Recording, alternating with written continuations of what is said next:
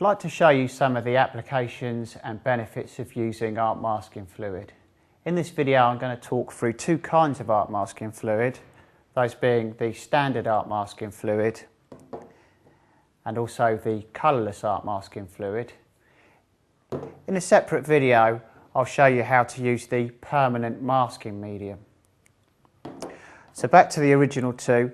Art masking fluid is in fact a liquid form of a kind of masking tape, if you like. The standard art masking fluid, as you can see, is slightly yellow in colour. This is because it has a small amount of yellow pigment within it. Whereas the colourless art masking fluid, as the name suggests, is in fact completely colourless because that yellow pigment has not been added. The best way to show you these is to actually show it in use.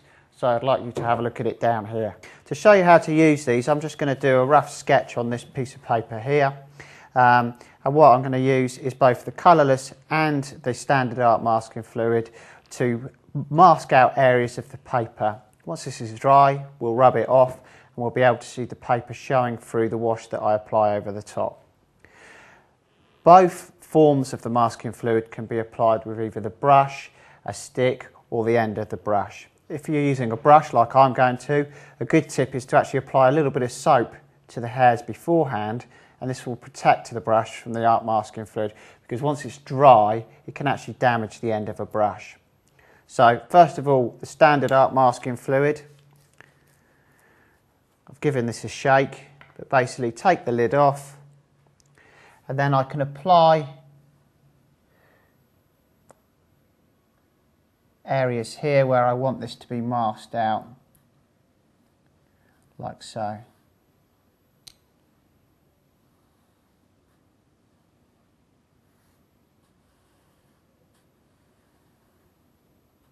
As you can see, the yellow pigment is showing here.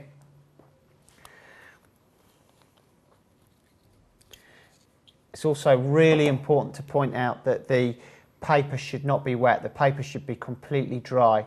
If the paper is wet, or if any moisture or any water is in contact with the art masking fluid, it will actually dilute it and enable it to sink into the page and make it incredibly difficult to remove.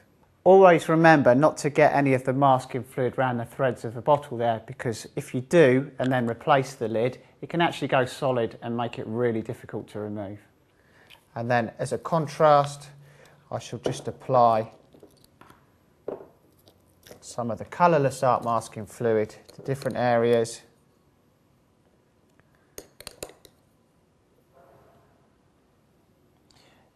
And as you can see, indeed, this is colourless.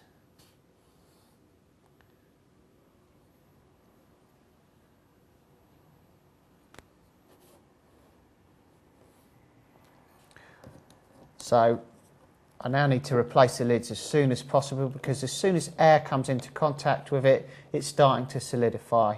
So always keep the lid on your bottle at all times. I'll go and wash my brushes out straight away and we'll allow this to dry. Okay, so my masking fluid is now completely dry and ready to be over painted. It's worth saying that you really need to keep it to a bare minimum the amount of time that you leave the masking fluid on the paper for. Prolonged periods can make it difficult to remove. I'm talking about days rather than hours here, so I'll just now apply a wash over the top of the dry masking fluid. Okay, so plenty of water on my brush.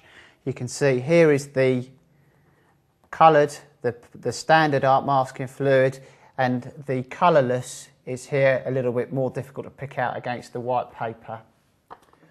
Just going to apply a wash of cobalt blue over the top of that. You can see that it does actually provide a little bit of a resist as well. Put some Winsor blue red shade in here. Also just to provide a bit of variation of colour. I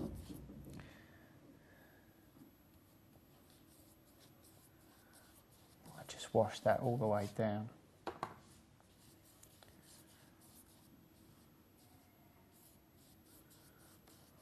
Like so.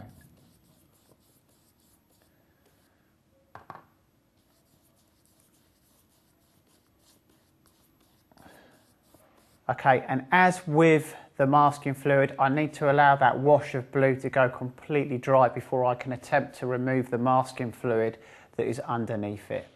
Okay, so now my wash on top of the art masking fluid is completely dry, so I can remove the art masking fluid and allow the paper to show through from underneath. To do this, I can either use a rubber or I can also use my finger. It's personal preference basically. So as I start to rub this off here, you can see that it neatly removes, again, further on to cover this area here, some of the standard art masking fluid there, and as I said, you can do it just with your finger as well. So just work your way across any area where you've applied it. Okay, so that shows the masking fluids used as just part of a simple sketch. They can obviously be used in a wide variety of painting styles and techniques. I really hope that you enjoy using them and getting the most out of its unique properties.